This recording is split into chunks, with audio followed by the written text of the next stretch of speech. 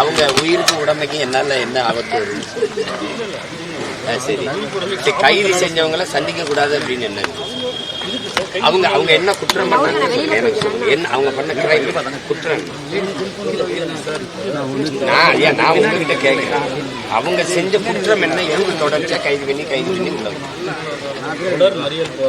தொடர் மறியல் போராட்டத்தை ஊக்குவிச்சது யார்? இப்போ அரசு இந்த தேர்தல் அறிக்கையில 181வது விதியில கொடுத்த நாங்க வந்தால் பகுதி நேர ஆசிரியர்களை நிரந்தர பணி அமர்த்துவோம்னு கொடுத்த இன்றைக்கு இருக்கிற முதலமைச்சர் அன்னைக்கு எதிர்கட்சி தலைவராக இருக்கும்போது கொடுத்த வாக்குறுதி, அதை நிறைவேற்றுங்கன்னு சொல்லிதான் வலியுறுத்தி போராடுறாங்க. இது குற்றம் எப்படி ஆகும் அப்படின்னா இந்த குற்றத்தை தூண்டியது யாரு? இந்த வாக்குறுதியை கொடுத்தவர் தானே குற்ற செயலுக்கு. அவர் மேல என்ன நடவடிக்கை இருக்கு?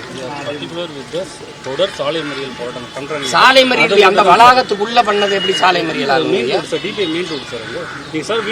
சரி சரி, அவங்க வைக்கிற நீங்களே கேட்டீங்க, எனக்கு கொஞ்சம் சொல்லுங்க. சரி சொல்லுங்க. சாலை மறியல் பண்ண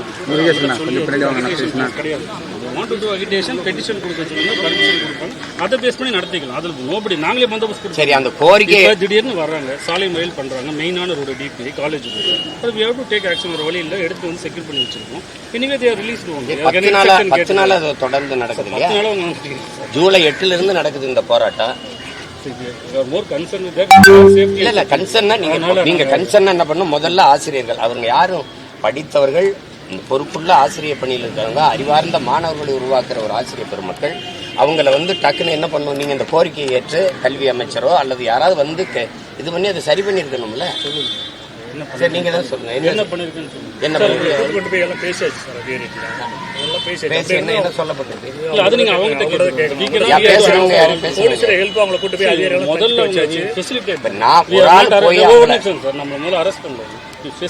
முதல்ல நீ ஃபர்ஸ்ட் சிவானந்த சாலையில் 2 நாளா அவங்களை கூப்பிட்டு போய் நம்ம பேசுவோம். So what as a police we have taken action facilitating for the peace talk. we are தொடர்ந்து வராங்க. ஸோ அவங்க கோரிக்கை நிறைவேறலங்கிறாங்க. அது நம்ம குறை சொல்லுவோம். அவங்க நம்ம போய் இது மெரிட் ஆஃப் இதுக்கு போகிறது இல்லை. But you are secured and இது லாக் அண்டர் அவர் கஸ்டடியில் சிறையில் அடைச்சு வச்சிருக்கேன். அவங்களே நான் சந்திச்சு அவங்க சிக்கல் என்ன பிரச்சனை என்னன்னு கேட்கறதுல உங்களுக்கு என்ன பிரச்சனை? அதுல என்ன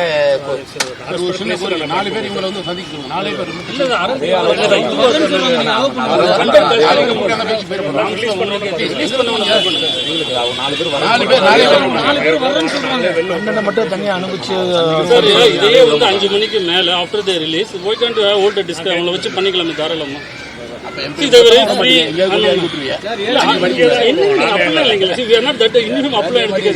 அவங்களே கேளுங்க எந்த அளவுக்கு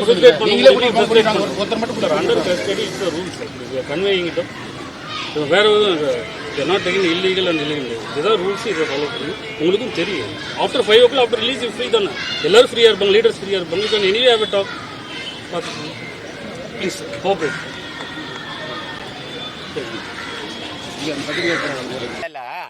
இல்ல உங்களால நான் என்னை உங்களை சந்திக்க நான் அனுமதி கேட்டேன் காவல்துறை அதிகாரி அவர்கிட்ட, ஐயா ஜெயச்சந்திரன்ட்ட.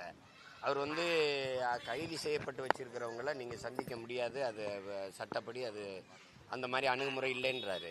நான் கேட்டேன், நீங்க அப்படின்னா நீங்க முத நாள் அவங்க போராடும் போதே நீங்க துறை சார்ந்த அமைச்சரோ அல்லது அதிகாரிகளோ சந்திச்சு அந்த கோரிக்கையை ஏற்று சரி செஞ்சிருக்கணும்ல நான் கேட்டேன். இல்லை அவங்கள நாங்கள் அழைச்சிட்டு போய் பேசி அவங்களெல்லாம் சந்திக்க வச்சோம் அப்படின்னு சொல்றாங்க. நீங்க யாருமே கேட்கலன்றீங்க. இதுல எது உண்மையிலே உங்களை சந்திச்சீங்க? என்ன சொன்னாங்க?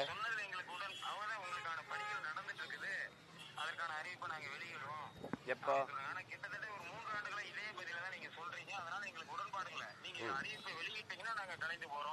அப்படின்னு சொல்லி தான் நாங்கள் எங்கள் போராட்டத்தை தொடர்ந்துட்டு இருக்கிறோம். அதற்கடுத்து இந்த கடைசி 8 நாள் யாருமே எங்களை அழைத்து பேசல. தினம் தினம் எங்கள் மீது குற்றப்பத்திரிகையை பதிவு செஞ்சுட்டு இருக்காங்க. தினமும் குற்றப்பத்திரிகை பேர் போட்டுட்டே இருக்காங்க. சரி, அதான் ஒரு இடத்துல ஒன்று கூடி எங்கள் கோரிக்கையை தெரியப்படுத்துறது கூட அனுமதிக்க மாட்டேங்கிறாங்க. பேருந்து விட்டு இறங்கும் போதோ 4 பேர் 5 பேர் டீக்கர் இறங்கினாலும் அப்படியே கைது செய்திடுறாங்க.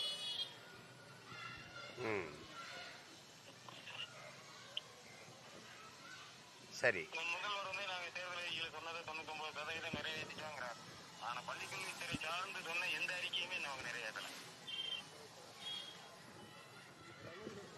சரி, நீங்க நம்பிக்கையோட இருங்க. நான் உங்களுக்காக இருக்கிறேன், உங்க கூடவே இருக்கிறேன். நம்பிக்கையோட இருங்க, எல்லாருக்கும் சொல்லுங்க. நீங்க உங்களை வெளியில விடும்போது நான் வந்து மறுபடியும் சந்திக்கிறேன். தம்பி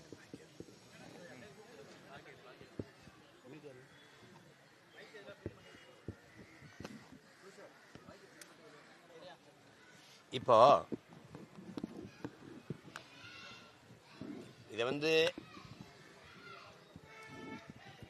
மனச்சான்றின்படி தான் இதை பேசணும். இதில் வந்துட்டு ஊடகங்கள் எல்லாம் நீங்கள் இடத்துல யார் கூட நிற்கணுங்கிறத நீங்கள் முடிவெடுத்து தான் நிற்கணும். பாருங்க, அரசு வீடு தேடி அரசுன்னு விளம்பரம் செய்து எத்தனை 100 கோடிகளை கொட்டி நீங்கள் வரும்போதெல்லாம் பார்க்குறீங்க. திரும்ப திரும்ப நான் சொல்கிறேன், இந்த திராவிட கட்சிகள் ஆட்சிகள் வந்து எப்போவுமே செய்தி அரசியல் தான் செய்யும். சேவை அரசியலோ செயல் அரசியலோ அவங்களுக்கு தெரியாது, செய்யவும் மாட்டார். இப்போவும் வீடு தேடி அரசுங்கிறாங்க. என் மக்கள் ரோடு தேடி வராங்க போராடுவதற்கு. ஏன்னா அவ்வளவு பிரச்சனை. சட்டசபையிலே மாண்புமிகு தமிழக முதல்வர் ஐயா ஸ்டாலின் அவர்கள் 3 ஆண்டுகளில் திராவிட மாடல் அரசு 1 லட்சம் போராட்டங்களுக்கு அனுமதி கொடுத்திருக்குங்கிறாங்க. இதில் பெருமையடைய ஏதாவது இருக்கா? அப்படி என்றால் இந்த அரசு 1 லட்சம், இந்த அரசும் முந்தைய அரசுகளும் மக்களுக்கு 1 லட்சம் பிரச்சனைகளை கையளித்திருக்கிறது. 1 லட்சம் போராட்டங்களை அவர்களுக்குள் திணித்திருக்கிறது அப்படின்னு தான் பொருள். அதுக்கு இதுல பெருமை அடைகிறதுக்கு ஒன்றும் இல்லை. லட்சம் பிரச்சனை இருக்கு இங்க. இப்போ பல போராட்டங்களுக்கு போராடவே அனுமதி இல்லை. இப்போ இந்த ஆசிரியர் பெருமக்கள் சொல்ற மாதிரி போராடி கொண்டிருக்கிறவர்கள் யார் என்று என்னுடைய செவியை, என்னுடைய நேர்காணலை கேட்கிற அறிவார்ந்த இன மக்கள், இந்த மண்ணின் மக்கள் சிந்திக்கணும். போராடி கொண்டிருப்பவர்கள், வீதியில் நிற்பவர்கள் யார் என்று. நம்மை சுமக்கிற தாய் 10 மாதம்தான் உயிர் கருவறையில் வைத்திருக்கிறார். ஆனால் ஆசிரியர் பெருமக்கள் பல ஆண்டுகள், 18-20 ஆண்டுகளுக்கு மேலே அறிவு கருவறையில் வச்சு நம்மை சுமக்கிறார். பெற்றோர்கள் இந்த உலகத்தை காட்டுகிறார்கள். இதுதான் உலகம். இவர் உன் பெரியப்பா, இவர் உன் அப்பா, இவன் ஒரு சித்தப்பா, இவன் உன் பாட்டி, இவர் உன் தாத்தா, இதெல்லாம் சொல்லுகிற மாமா அத்தை. இந்த உறவுகளை உலகத்தை காட்டுகிறது. இது மரம், இது செடி, கொடி. ஆனால் ஒவ்வொரு பிள்ளையும் உலகத்துக்கு காட்டுவது ஆசிரியர் பெருமக்கள் தான். உலகத்துக்கு இவன் தான் அலெக்சாண்டர், இவன் தான் சாக்ரட்டிஸ், இவன் தான் ஏங்கல்ஸ், இவன் தான் பிளாட்டோ, இவன் தான் புத்தன், இவன் தான் பூலே, இவன் தான் அம்பேத்கர். இதெல்லாம் காட்டுவது யார்? உலகத்திற்கு ஆசிரியர் பெருமக்கள் தான். இன்னைக்கு சீமா நின்று இந்த உத்தனை ஊடகத்துக்கு முன்னாடி நின்று பேசுறதுக்கே என்னை உருவாக்கிய என்னுடைய ஆசிரியர் பெருமக்கள். அலெக்சாண்டரே சொல்றான், என்னை உருவாக்கியது என் ஆசிரியர் பெருமக்கள். அப்படிப்பட்ட ஆசிரியர் பெருமக்கள் வீதியில் நிற்கிறாங்க. இது ஒன்றும் புதுசா அவங்களா ஒரு பிரச்சனையை உருவாக்கி போராடலை. அறிவார்ந்த மக்களே, இதே தமிழ்நாட்டின் முதலமைச்சர் ஐயா மாண்புமிகு ஸ்டாலின் அவர்கள் எதிர்க்கட்சி தலைவராக இருக்கும்போது அன்றைக்கு இதே கோரிக்கையை, அதிமுக ஆளுங்கட்சியாக இருக்கும்போது இதே கோரிக்கையை வச்சு போராடினார்கள் இந்த பகுதி நேர ஆசிரியர்கள் 12,000 பேர். இந்த கோரிக்கைக்கு நானும் அப்போது போராடினேன். அவர்களுக்கு ஆதரவாக ஐயா ஸ்டாலினும் போராடினார். அப்போ அவர் அடுத்து எதிர்க்கட்சியாக இருக்கும்போது நாங்கள் ஆட்சிக்கு வந்தால் பகுதி நேர ஆசிரியர் பணியை முழு நேர நிரந்தர பணியாக மாற்றி தருவேன் என்ற உறுதியை அளித்தார். அது அவர்களுடைய 181வது அறிக்கையில் அது இருக்கிறத 181வது விதி, அதை நிறைவேற்றுங்கள். அவர் கொடுத்த வாக்குறுதி தான். அவர் கொடுத்த வாக்குறுதி தான். அதை நிறைவேற்ற சொல்லி ஆட்சிக்கு வந்த நாளிலிருந்து இருந்து போராடுறாங்க. 3.5 ஆண்டுகள், அடுத்த 6 மாசத்தில் தேர்தல் வரப்போகுது. ஒவ்வொரு முறையும் சந்திக்கும் போது உங்களுக்கான வேலை நடந்துட்டு இருக்கு, விரைவில் அறிவிப்பு வரும், உங்களுக்கான வேலை நடந்துட்டு இருக்கு, விரைவில் அறிவிப்பு வரும். இதுவரை வரல. போராடுகிறவர்கள் 10 நாளா போடுற. ஜூலை 8ஆம் தேதி தொடங்கிய போராட்டம். போராட போக குவிய விடாம தடுக்க, அதில் குவிந்தவர்களை தூக்கி கொண்டாந்து ஒரு மண்டபத்தில் அடைக்க, திருப்பி மாலையில் விடுதலை செய்ய, அவர்கள் ஊருக்கு போய் திருப்பி வர முடியாதுன்னு இங்கேயே தெருவோரங்களில், தொடர்வண்டி நிலையங்களில், பேருந்து நிலையங்களில் படுத்து கிடந்துட்டு திருப்பி அங்கேயே குளிச்சுட்டு வந்து பச்சையும் பட்டினியுமா குடும்பத்தை பார்க்காம போராடி கொண்டிருக்கவன் யாரு? ஆசிரியர் பெருமக்கள். அறிவார்ந்த சமூகத்தை உருவாக்க, ஒரு வலிமை மிக்க ஒரு சமூகத்தை உருவாக்க வேண்டிய பொறுப்பும் கடமையும் இருக்கிற ஆசிரியர் பெருமக்கள். எந்த நாட்டில் ஆசிரியர் பெருமக்களும் உழவர் குடிமக்களும் போற்றப்படுகிறார்களோ அந்த நாடுதான் நாடு. மருத்துவன் போற்றப்படுகிறான், மருத்துவனுக்கு மதிப்பு இருக்குன்னா அது நோயுற்ற சமூகம். காவல்துறைக்கு, வழக்கறிஞருக்கு, நீதிபதிகளுக்கு மதிப்பு இருக்கு ஒரு நாட்டில்னா அது குற்ற சமூகம். அது குற்ற சமூகம். எந்த நாட்டில் வந்து ஆசிரியர் பெருமக்கள் போற்றப்படுகிறார்களோ அந்த நாடு தான் அறிவார்ந்த சமூகம். எந்த நாட்டில் உழவர் குடிகள் போற்றப்படுகிறார்கள், கொண்டாடப்படுறோம், அதான் பசியற்ற சமூகம். ஆனால் அப்படிப்பட்ட கட்டமைப்பு இங்கே இருக்கா? ஆசிரியனே வீதியில் நிற்கிறான், நான் வீடு தேடி போகிறேன், ஓரணியில் ஒன்று சேரு, உங்களோடு முதல்வர். ஏன் இவர்களோடு முதல்வர் வரல? இவர்களோடு முதல்வர் வரலையே, ஏன் வரல? இது மட்டுமா? 14,000 பேர், இங்கே 12,000, 14,000 பேர் ஆசிரியர் பணி நியமனத்திற்கு தேர்வு எழுதி காத்திருக்கான். எப்போ? சரியான வயதில் பட்டம் படித்து முடிச்சுட்டு. 14 வருஷம் காத்திருந்தவொடனே உனக்கு வயது போயிடுச்சு, 40 வயசுக்கு மேலாயிடுச்சுன்னு தூக்கி வீசுற. நீ தான் சொன்னா வந்துருன்ட்டு. பாருங்க எப்படிப்பட்ட கொடுமையில் நடக்குதுன்னு பாருங்க.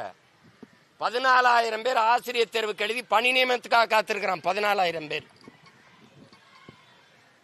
இந்த ஆசிரியர்களுக்கு, இந்த பகுதி நேர ஆசிரியர்களுக்கு மாசம் 12,500 ரூபா வாழ முடியுமான்னு பாருங்க.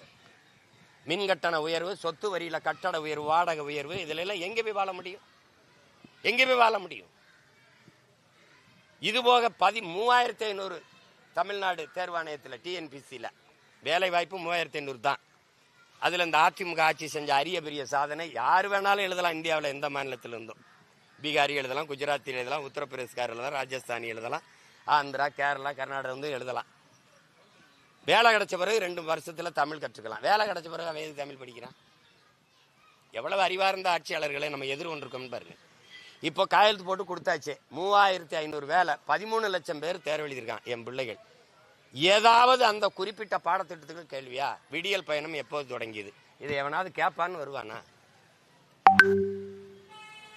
ஈவேரா ஐயாவை பற்றி பல கேள்விகள். அதில் என்ன செக்கிழுத்த எங்கள் பாட்டன் வாவு சிதம்பரனார் அவர் இந்த நாட்டின் விடுதலைக்கு தூக்கில் தொங்கினோன்னா, இல்லை எங்கள் பாட்டன் காமராஜர், எங்கள் தாத்தன் காமராஜர், எங்கள் தாத்தா முத்துராமலிங்க தேவர் மாதிரி தூக்கில் பிதிச்சு 9 ஆண்டுகள் சிறையில் இருந்தார் நாட்டு விடுதலைக்கு. இந்த வாழு மகான் ஒருத்தருங்க நல்ல கண்ணு 6 ஆண்டுகள் சிறையில் இருந்துட்டு சுருட்டுக்கிட்ட சுட்டி மீச முடிய ஒவ்வொன்றா பிடுங்கும் போதும் காட்டி கொடுக்காம போராட்டத்தை வெளியேறாம போராடின ஒரு மகன். அப்படிப்பட்ட ஒரு போராட்டம் ஏதாவது செஞ்சது உண்டா அவர்கள்? என்னதுக்கு நீ அவரை பற்றி கேள்வி அங்கே எது கேட்குற?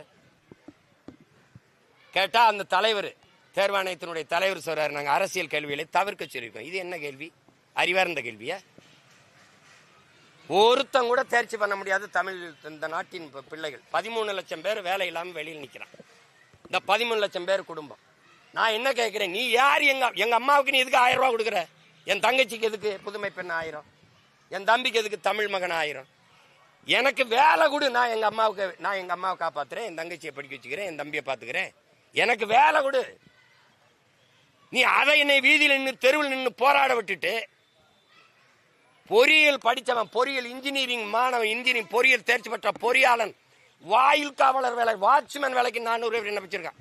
அதிமுக சட்டமன்றத்தில் அமைச்சர் படிச்சது இருக்கு. சட்டமன்றத்தில் வாட்ச்மேன் வேலைக்கு படிச்சுட்டு எல்லா பட்டதாரியும் டாஸ்மாக் கடையில் சாராயம் ஊத்தி கொடுத்துக்கிட்டு இருக்கான். லட்சக்கணக்கான பல லட்சக்கணக்கானவர் வேலை இழந்து வீதியில திர்றான். நீ வீடு தேடி போற, நாங்க ரோடு தேடி ஓடியாரோம் போராடுறதுக்கு. பகுதி நேர ஆசிரியர்கள்ல 200க்கும் மேற்பட்டோர் மேல வழக்கு பதிவு செஞ்சிருக்காங்க. அதை பத்தி என்ன நினைக்கிறீங்க? ஆமா, நீங்க கொடும் குற்றச்செயலில் ஈடுபட்டீங்கன்னா உங்க மேல வழக்கு பதிவு செய்யாம நீங்க உங்களை யார் உரிமை கேட்டு போராட சொல்றது?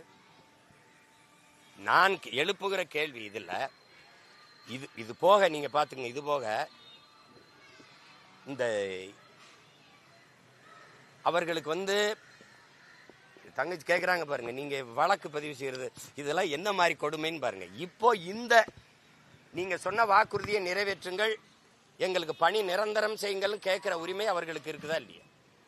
இது குற்ற செயல், இது குற்றம் அப்படின்னு நீங்க அவர்களை கைது பண்ணி சிறைப்படுத்துவது, அடைச்சு வைப்பது, முடக்கி வைப்பது என்பது குற்றமானால், நான் வந்து இந்த பணியை நிரந்தரப்படுத்தி கொடுப்பேன்னு வாக்குறுதி கொடுத்த அந்த வாக்குறுதியை கொடுத்தால் குற்றவாளியா இல்லை? அவர் மேல என்ன நடவடிக்கை எடுக்கிறது? இந்த நாட்டின் தலைவர் தான் இந்த வாக்குறுதியை கொடுத்திருக்கிறார். அவர் மேல இந்த சட்டம் என்ன நடவடிக்கை எடுக்கும்? நீங்க கொடுத்த வாக்குறுதியை நிறைவேற்ற சொல்லிதான் அவங்க கோரிக்கை, அந்த கோரிக்கையா தான். அப்ப முதல் குற்றவாளி யாரு? இதை மக்கள் சிந்திக்க தொடங்கிட்டா நாடு உருப்பட்டுரும். ஆசிரிய வீதிக்கு வந்துட்டான், விவசாயி வீதிக்கு வந்துட்டான், மீன் பிடிக்கிற மீனை வந்துட்டான், மாணவன் படிக்கிற மாணவன் வந்துட்டான். நாட்டை நல்லாட்சி நடந்துகிட்டு இருக்குன்னு சொல்றத நம்புற கூட்டம் இருக்கிறவரை இந்த கேடுகட்ட ஆட்சி முறை தான் நிலவும். ஆசிரியர் வீதியில் போட்டா மாணவன் எப்படி படிப்பான்? எப்படி படிப்பான்? அது மட்டும் இல்லாம சுதந்திரமா போராடுவதற்கு கூட எங்களுக்கு இடம் கொடுக்கப்படல. அதனாலதான் நாங்க வந்து தொடர்ந்து ஒரு 10 நாளா வீதியில போராடிக்கிட்டு இருக்கிறோம் அப்படின்ற விஷயத்தையும் அததான் தங்கச்சி நீங்க தெரிஞ்சுக்கணும். எங்கள் உயிர் தலைவன் எங்களுக்கு சொன்னது, ஆங்கிலேயர்கள் நம்மளை அடிமைப்படுத்தி ஆண்டார்கள், ஆனால் நாம் விடுதலைக்காக போராடினோம். போராடுவதற்காவது அனுமதித்தார்கள். அந்த குறைஞ்சபட்ச ஜனநாயகமாக அவர்கள்ட்ட இருந்தது. அடிமை இந்தியாவில் ஒரு காந்தி, ஒரு சுபாஷ் சந்திர போஸ், ஒரு பகத்சிங் உருவாக முடியாது என் உடன் பிறந்தார்களே. ஆனால் விடுதலை பெற்ற இந்தியாவில் இன்னும் ஒரு முறை ஒரு பகத்சிங்கோ சுபாஷ் சந்திர போஸோ உருவாக முடியாது. கருவிலே அழிச்சு விடுவான். போராடுகிற உரிமையை கூட மறுக்கிறார்கள். அதுதான் இழந்த உரிமையை போராடித்தான் பெற்றாக வேண்டும். பிச்சை எடுத்து பெற முடியாதுன்னு பாபா சாஹிப் பண்ணல் அம்பேத்கர், புரட்சியாளர் அம்பேத்கர் நமக்கு போதிக்கிறார். இப்ப எந்த வழியில் நின்று எங்க உரிமையை நாங்க பெறுவது? போராட்டம் தான் வாழ்க்கை. போராட்டமே வாழ்வின் இருத்தலை உறுதி செய்யுங்கிறதா மார்க்சியம் கார்கி. போராடும் போதுதான் மனிதனை பிறக்கிறாங்கிறான். நீங்க போராட்டத்தில் இருந்தா உலகம், போராடலைன்னா உலகம் இவ்வளவு மாறுதலை கண்டிருக்காது. அதான் விதி. எங்களை போராடவே அனுமதிக்கலையே. என்ன ஜனநாயகம்? எப்படிப்பட்ட ஆட்சி முறை? எவ்வளவு பெரிய அடக்குமுறை, ஒடுக்குமுறை, பெரிய கொலை குற்றம், கள்ளச்சாராயங்காய்ச்சனெல்லாம் வெளியில் தீத்துக்கிட்டு இருக்கான். மலையை வெட்டி கொண்டு போய் குவாரிங்கிற பேர்ல லட்சக்கணக்கான கோடியை வித்து திங்கிறவன், மணநெல்லி திங்கிறவன், கொலை செய்யறவன், கொள்ளையடிக்கிறவன் எல்லாம் வெளியெழுதிடுறான்.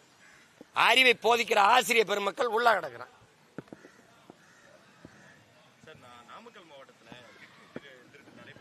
எது?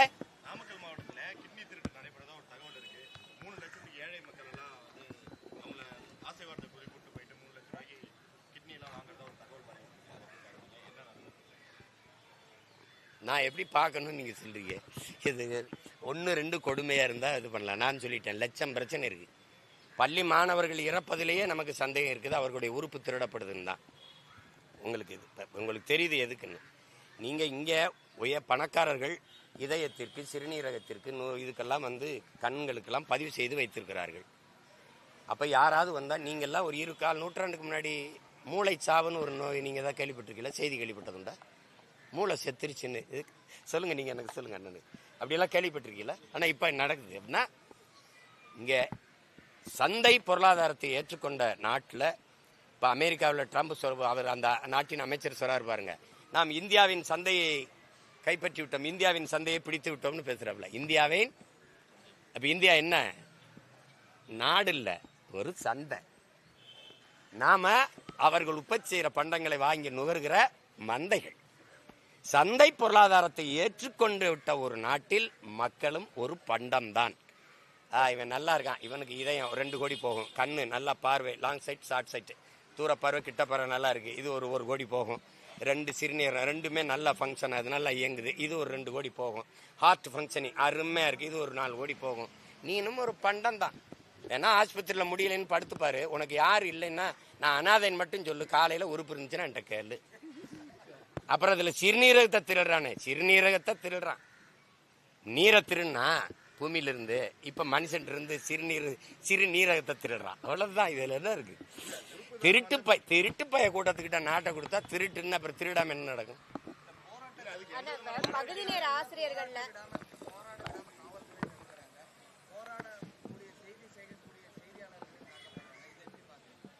இப்படி செய்தியாளர்களையும் தாக்குறாங்கிற செய்தியா கொண்டு போய் சேருங்க, தயவு செய்து சேருங்க.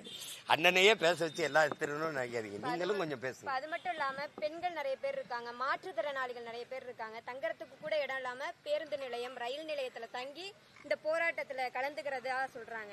வாக்குறுதி கொடுத்து அந்த வாக்குறுதியை நிறைவேற்றாம திமுக அரசு என்னதான் செஞ்சுக்கிட்டு இருக்குன்னு நினைக்கிறீங்க?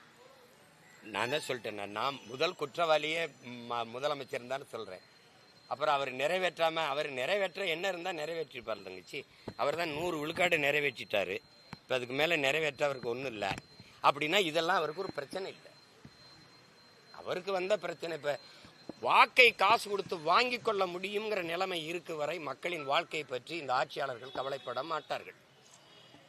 சாதி மத உணர்ச்சியும் சாராயமும் பணமும் திரைக்கவர்ச்சியும் இருக்கும் வரை இந்த நாட்டில் நல்ல அரசியல் நல்ல அதிகாரம் பிறக்காது. அதை அறிவார்ந்த தமிழ் சமூக மக்கள் சிந்திக்கணும்.